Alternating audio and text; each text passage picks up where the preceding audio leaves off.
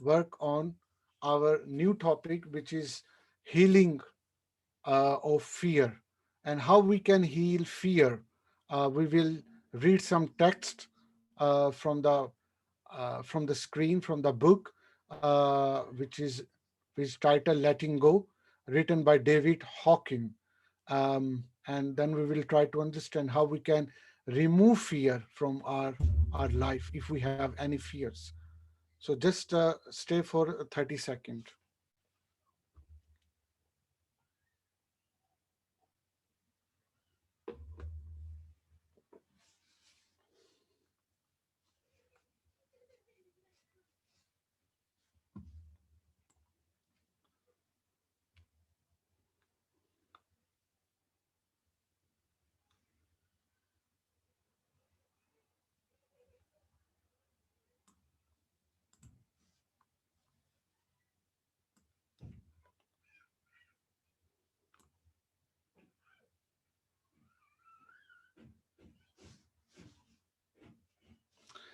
Yeah, so Cynthia, she sent a message. She said, "Thank you for this session on habits. I benefited quite a much from it." Oh, you're very welcome, Cynthia. You're very welcome. And obviously, we all are learning. We are all sharing with each other. And obviously, we can learn from anywhere. And nowadays, online sessions are being proven a great Mm. contribution in everyone's leader life. Like you just mentioned it. Thank you so much. So let's start our next part of our session, which is healing of fear. We all people have fears, and in a last session, if you have missed it, um, you can watch the recording from my YouTube channel about what is the notion of fear and what are the fears we are in and why these fears are formed, why we are in psychological fears, and why we think that the fear is a reality where it is not. And many people, they are in fear from not only psychological way, but also in real life they are thinking there is a danger there. Actually, there is no danger. It is all psychological. They have fears, and that has turned into phobias, and that has turned into uncomfort zone which every person has. Or sometime psychologists and psychiatrists, when they see it, these people are dying as well because of some phobias, some long-term anxiety, and that related with anything. So let's try to discuss about how we can heal it, how we can remove fear from our life. If anyone who is going to watch this transmission, this live streaming, and you have some sort of fears which you know or which you don't know, that going to be a, a change point of your life. Because I'm not going to say my opinion. I'm not expert or a psychiatrist or a medical professional person. I'm just a coordinator of the people who have done work in fear or in psychology, and you. So I'm just a bridge between you people. And let's try to read couple of paragraphs, what David Hawkins is trying to say, that how we can remove our fear. And he actually is focusing, is giving a magic remedy, a magic medicine of any fear, and that is love. Love, love, and love. Love is a greatest improviser and a motivator to remove or disappearing any fear. Now that love, how we can understand that love and that magical love, let's start to understand. So I would request uh, Jenny, if she can start to read this page, and then after that Cynthia will read, and then I will ask Zahra to read the third page. So please, if you can read this question. Let me, I don't know my Facebook audience read, can listen this or not. I'm going to turn my loudspeaker on a high volume so that you can um, listen it from my mic actually. So let me try to make it. Okay. So yeah, if you can read it for us, please. Fear is so pandemic in our society that it constitutes the predominant ruling emotion of our world as we know it. Fear was also the predominant emotion among the thousands of patients treated during the decades of clinical practice. Fear is so extensive and takes so many forms that there are not enough pages in this book to enumerate all of its varieties. Fear is associated with our survival, and so it is given a special accord in our minds. For most people, fear is so pervasive that their life really constitutes one giant set of compensatory devices to conquer their fears. However, even this does not suffice, so that the media present us over and over again with fearful situations. As in this morning's news, terrorist group threatens to poison our food supply. Such headlines are constant as though to give the mind further opportunities to master that most dreaded of all emotions. As the lyrics of the song put it, we are caught between a fear of living and a fear of dying. When all the mind's compensatory devices fail and fear spills forth into consciousness as over anxiety attack or phobias, the person is labeled as having an anxiety neurosis. It is informative to note that the tranquilizer Valium is the biggest selling drug in America. Fears tend to escalate. Thus, the typical patient with phobias shows a progressive extension of the fear into more and more avenues of life, leading to further and further restrictions of activity, and in severe cases, to total immobilization. This is the case of a patient named Betty. Yes, thank you very much. So, obviously, I'm not going to discuss each and everything. If you have any question and you want to share your story related with our paragraph, then you can raise your hand and you can speak over the mic and video, or you can write in a comment as well. Because we are reading large text, so therefore, due to the shortage of time, we are not able to explain in details the things behind this. So reading is a self-explanatory for you, and obviously, if there is any question or any confusion, we can discuss it here as well.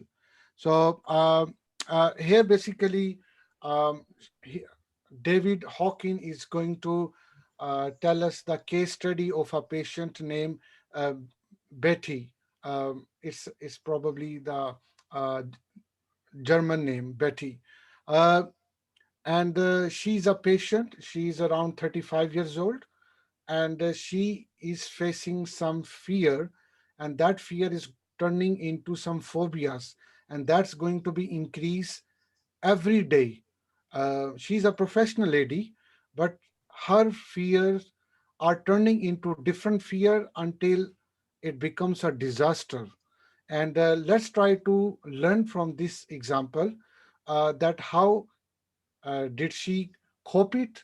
Did she make it heal for her, or what happened to her? So let's try to learn. And I would ask Cynthia if she can read it for us, please. Betty was 35 years old, but she looked much older because she was thin and drawn. She entered the office carrying armloads of paper bags, which were later found to contain 56 different bottles of health store preparations, vitamins, nutritional supplements, plus several bags of special food. Her fear had started out of a germ phobia, and soon everything around her seemed to be possibly contaminated with germs. She had many health fears of contracting contagious diseases, which had progressed now to a fear of cancer.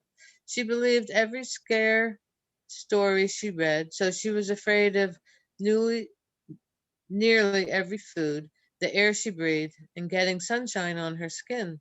She wore white clothes because She was afraid of dyes in the materials. In the office, she would never sit down because she was afraid that the chair might be contaminated. Whenever she noted a prescription, she asked that it would be written from the middle of the prescription pad, which had not been touched. Furthermore, she wanted to tear the page from the pad herself. She didn't want to it because it touch it because possibly I had gotten germs from shaking hands with the last patient.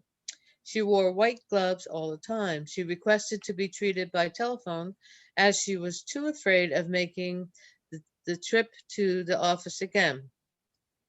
The following week on the telephone, she said she was afraid to get up. She would call from home while still in bed because she now was afraid to out to out on the streets. She had developed a fear of muggers, rapists, and air pollution. At the same time, she was afraid to stay home in the bed for fear that she might get worse, and to compound all her other fears, she was afraid that she was losing her mind.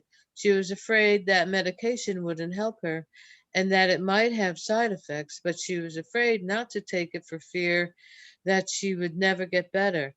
Now she said she had a fear that she might choke on the pills and stopped taking even her health pills, much less the prescribed medications. Guys, thank you. Now, see, now her stuff, her fear is turning into other things, and now is going to be a very worse situation for her. So let's now. I would ask Zahra if you can read the next page, if you can. Yeah, please. Her fears were so paralyzing that every therapeutic maneuver was totally stymied. She wouldn't allow me to talk to her family. She was afraid they would find out that she was seeing a psychiatrist and think she was crazy. I was totally baffled and racked my brain for weeks on how I could possibly help her. Finally, I let go. I experienced the relief of surrender in that I just totally gave up. There is absolutely nothing I can do to help her. The only thing left to do is just to love her. And so that's what I did. I just thought of her lovingly and frequently I sent her loving thoughts.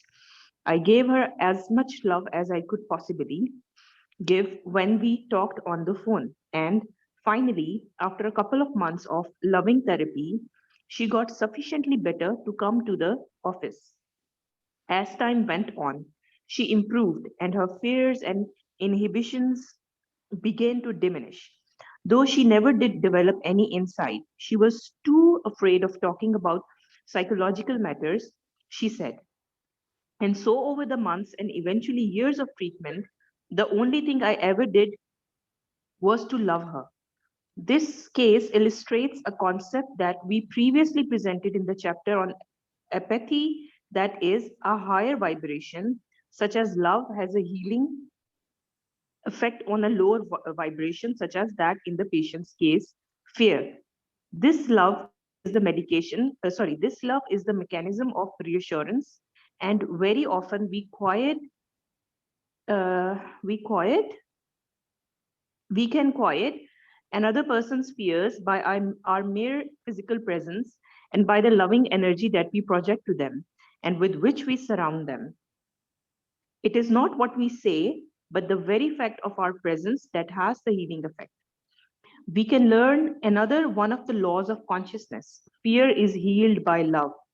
This Yeah. is the central theme of the series of books by psychiatrist Jerry Jampolsky. That, for example, love is letting go of fear. This was also the basis of the healing that went on at the Attitudinal Healing Center in Manhasset, Long Island, of which I was co-founder and medical advisor. Attitudinal healing has to go with group interaction with patients who have fatal and catastrophic illnesses, and the whole process of healing has to do with the letting go of fear and replacing it with love. Yes, thank you Amazing. very much. Uh, it's a great speaking. If you see that, how did the Betty healed? Just only with the power of love, with the power, love therapy. If anyone in our life and we get surrounded by people or with those people who can give you the love, and the love is actually not only feeling, it is a action verb as well, and that is like a healer properly. And any patient, I mean the Betty, she is getting a worse and worse, but just a loving therapy is has transformed her life completely. And now she is out of all these fear which she once thought that it was a reality, or they were the reality of the life. And the love actually, so we need to live, or we need to share love with all people as well, because if you are sharing or you are loving other people, regardless if they are your blood people, or they are not your blood people, or they uh, belongs to their biological lineage, or they are just superficial relationship in the society, regardless of anything, if you are a loving person, then everybody will start to attract towards you, because you will prove as their healer. The same thing like what the benefit of parents. Just I'm talking about why we love our parents, or why we feel comfortable under the parents' presence, because we feel that the parents are the source of greatest love for all people, for generally I'm talking about. And and we see that many people, they remove their psychological fears or their psychological traumas or anxiety under their parents. This is just I'm giving the example that parents can be replaced by a great psychiatrist or psychologist, or a true friend, or a mentor, or a coach, or it could, or your husband or your wife, or your sister or brother. It could be anyone. But main thing, love is the source of your healing, of your psychological main problem, which is a fear, like we see in example. Because there is a law which is mentioned here, the law of the consciousness, the law of spiritual intelligence, that is, fear is healed by love. And also the love is letting go of fear. So if you want to let go the fear or any psychological disease, if I must say, just treat it with the love. And that love you can get from your spiritual gurus as well, your spiritual sheikh, your spiritual lot of other people who are in these ranks as well.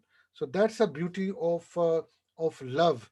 And in many religious tradition, or spiritual tradition, even in Christianity, in Judaism, in Hinduism, in Buddhism, in Islam, in all mainstream religion, the the love is a very central notion of spreading the message of uh, that tradition in across the world, that God is love. Love is the we spread the love. Love is the only source where you can achieve your everything, and by which, or through which you can do. So love is the greatest thing. I will try to prepare my one of the next presentation only on topic of love. And that love possibly can be between two people, what we call it soulmate. That possibly could be the husband and wife. That could be in any other legal or in civil relationship as well. So soulmate, why they are soulmate? Because they heal if each other problems through the immense love, through the empathy, or through a greatest energy, spiritual energy, which they can transfer to make them out of that danger, especially the fear. Fear is nothing, just a psychological uh, fear, a psychological feeling which you have when you feel that it does exist. Actually, it does not exist. It only exists in your mind. So that we discussed last week as well. About we have next para about the healing with the love as well, and I would request Jenny to read it for us. Jenny has also sent a message. The Facebook of this is distorted and people are not able to hear. Oh, yeah. I'm sorry about that, but we will try. I will find the technical error why some people are not able to listen my on the Facebook. Uh, until you can continue, Jenny, for reading this next page, please. This is the same mechanism of healing demonstrated by the great saints and illumined healers, whose very presence has the power to heal because of the intense vibration of love which they radiate. This healing power, the basis of spiritual healing, is also transmitted by loving thoughts. The multitudes of people down through recorded history who have healed by just this kind of love are legendary. In recent history, for instance, Mother Teresa is credited with healing great numbers of people by these very mechanisms of unconditional love and illumined presence. To people who are unfamiliar with the laws of consciousness, these types of cures seem miraculous. But to those who are familiar with the laws of consciousness, such phenomena are commonplace and to be expected. High levels of consciousness are in themselves capable of healing, transforming, and enlightening others. The value of the surrendering mechanism is that by letting go of the blocks to love, our capacity to love increases progressively, and loving energy has the capacity to heal ourselves as well as others. The only drawback to these types of healings is that often the healing is sustained while in proximity to a person capable of radiating high levels of love, but the illness returns when people leave that presence unless they themselves have learned to elevate their own consciousness. Well, you might ask, if sending love thoughts has a healing power, how come we see all the sick people in hospitals whose families are so solicitous? Solicit, how do you say that? Delicious. I don't know. Why Yeah. does why does the love of the family not heal the patient? The answer is to look at the kinds of thoughts that are being sent by the family to the patient. As you examine them, you will find that they are primarily thoughts of anguish and fear, accompanied by guilt and ambivalence. Yeah, thank you very much. So that is a same thing which I was mentioning before about the power of love and the healer, the people who have a power of healing other, they use the power of love. And the like a Mother Teresa or many gurus who do the unconditional love with their devotees, with their followers all across the world. Even I know many great Sufis. They are the greatest source of love to transforming the life of people, for Muslims. Um, and when their master come even on a FaceTime even, they start to feel that they are going to be healed now. Now their problems are going to disappear. Their old fears are going to be disappear just forever. You know, that feeling is enormous. I mean, no magician or no psychiatrist or surgeon can make this feeling what the power of love or healer they can do. Even if you show the Hindu yogis, there are millions of people. They gather under the ground and they are listening to their guru, and now everybody has totally uh, changed their mind. They have no anxiety, no stuff. Why is that? This is a power of healing through power of love. And the same thing, if if you see any child who is scared of something, what happens? He or she comes and go to the lap of their mother or dad, and they feel that now I'm protected, and now there is no fear. Now there is no one or no object can damage or dangerous for them, and now they start to feel healing automatically, because there is a great love with the dad or with the mother for the child, and child knows about that, that I'm going to be in shelter of my my dad, because he is a healer for me. Unconsciously it is a voice of their soul, and that's a amazing love. The same thing with the partner, in form of husband and wife or just living as a partner, they are also proving as a great healer for each other, like I mentioned before. And but the problem, further again, some people are still not able to get healed from fear, uh, because they are facing some guilt. And now what is guilt? uh, that was my our next topic of today. But obviously we have already spent a lot of time today. I think I would not be going for the guilt, because it's a detailed discussion and learning from some book as well.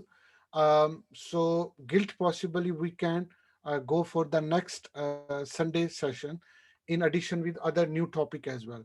But let's continue for healing effects of love. And the last page, I would ask Zahra if she can read it for us. And then the last small few lines, Cynthia can finish this topic for healing of effect of love. So if you can read it for us, please, Zahra. Yeah, so I have to start from we might picture love, right? Yes, yes. Okay. We might picture love to be like the sunlight and negative thoughts like the clouds, whereas our higher, greater self is like the sun.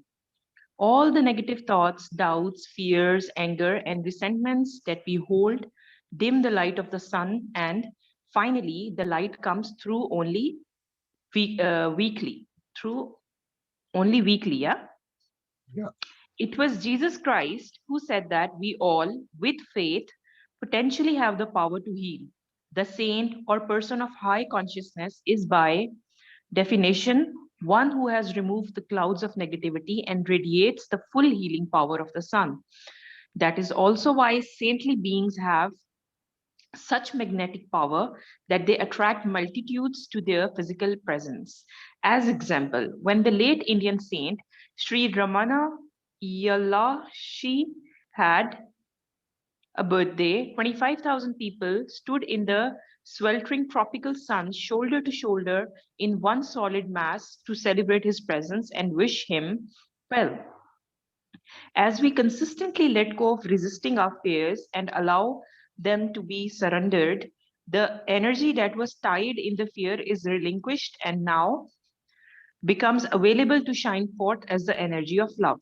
Therefore, unconditional love has the greatest power of all, and that love is the power of the celebrated saints. Unconditional love is also the power of the mother and of the father, the presence of whom is so essential to the children's learning to love as they grow.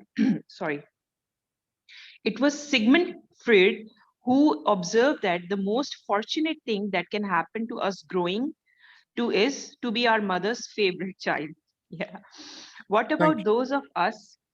It's okay? Yeah, thank you. Now Cynthia can finish this, please. Thank you. What about those of us who did not have the fortunate experience of being bathed in unconditional love as we grew up? There is the commonly held belief that if we did not have that experience, then we are somehow scared or crippled for life. Actually, this is not so. A person who has experienced a great deal of love in early life has fewer fears and a heart and a head start. But this love is intrinsic within all of us. By the very nature of our being and by the very nature of life energy, that new, that can you move the cursor? So, That flows, thank you very much, that flows through us and empowers us to breathe and to think. We all have the same vibrational energy level of love within us. yeah, thank you. And last two lines, please. If, in looking at ourselves, we see that we have allowed the experience of our own nature to become blocked off by extensive fears, then we can rediscover the love within us, utilizing the mechanism of surrender and thus letting go of the clouds of negativity. By rediscovering this inner love, we rediscover the true source of happiness. Yeah, thank you so much, Zahra and Cynthia, for this. Let me conclude this.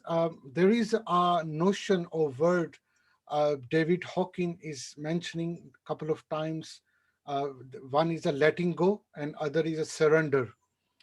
So, and I thought that my audience knows about that. What does it mean by surrender?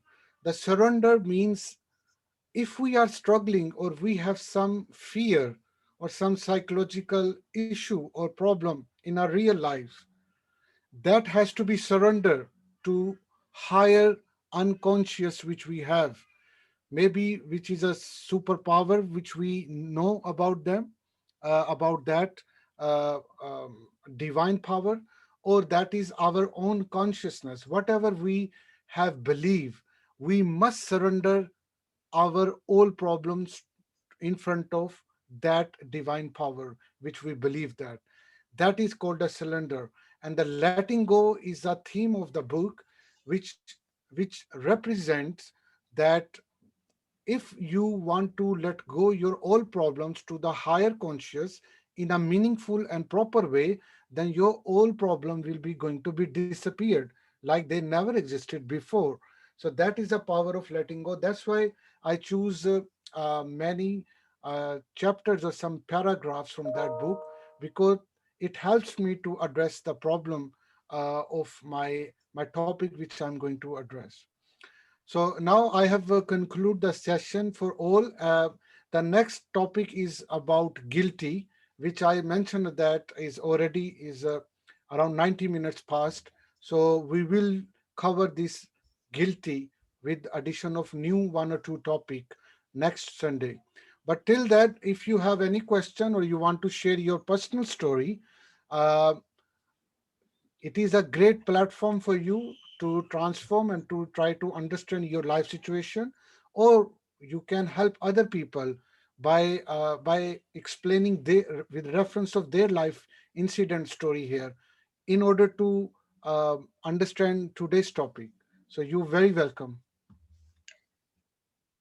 How do you feel, or do you think there's been so many more fears this past year because of COVID 19? Yeah, that's a great question.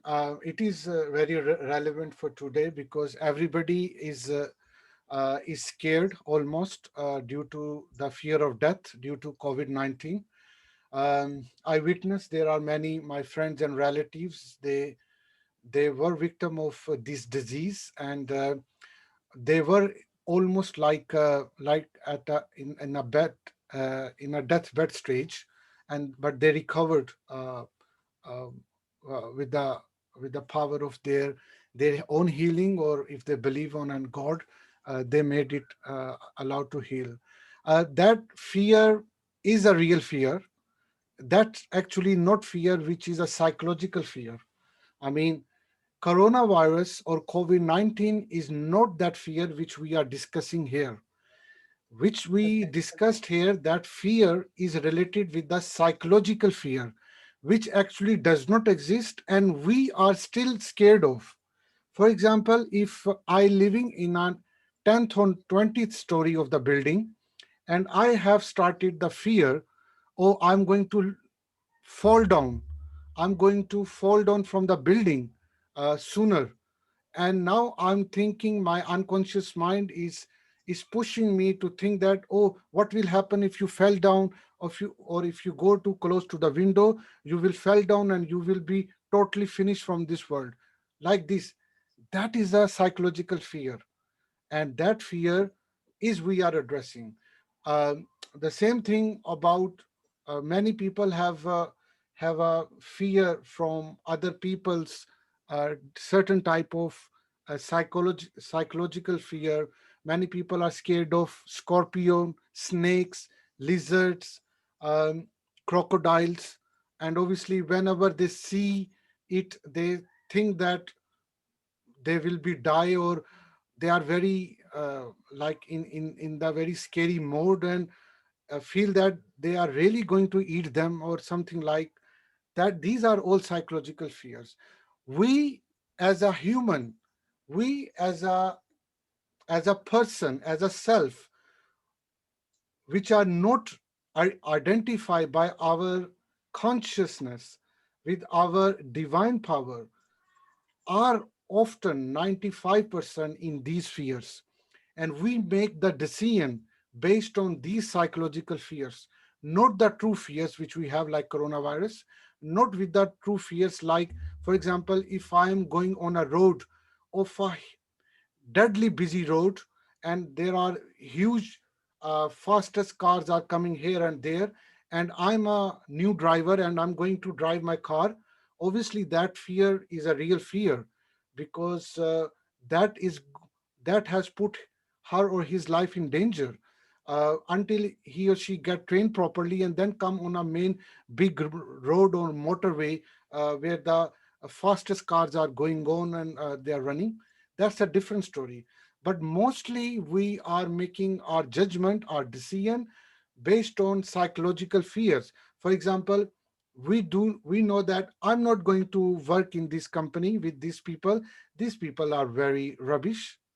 These people, I know they are very arrogant. These people, I don't like these type of people. Look at their face, look at how he look like, how he can be my boss, how, you know. uh, or if you have a bad workplace experience, so you will try to retaliate or compare your new job with your previous bad experience job, and you will scared of that environment again. That's a psychological fear again. And you will make a decision, oh no, I'm not going to do that job. And if you have a scare that you will become a poor one day, or your child will die of hunger, or you will become a sexual assault victim of something some time, or blah blah blah, these type of fear.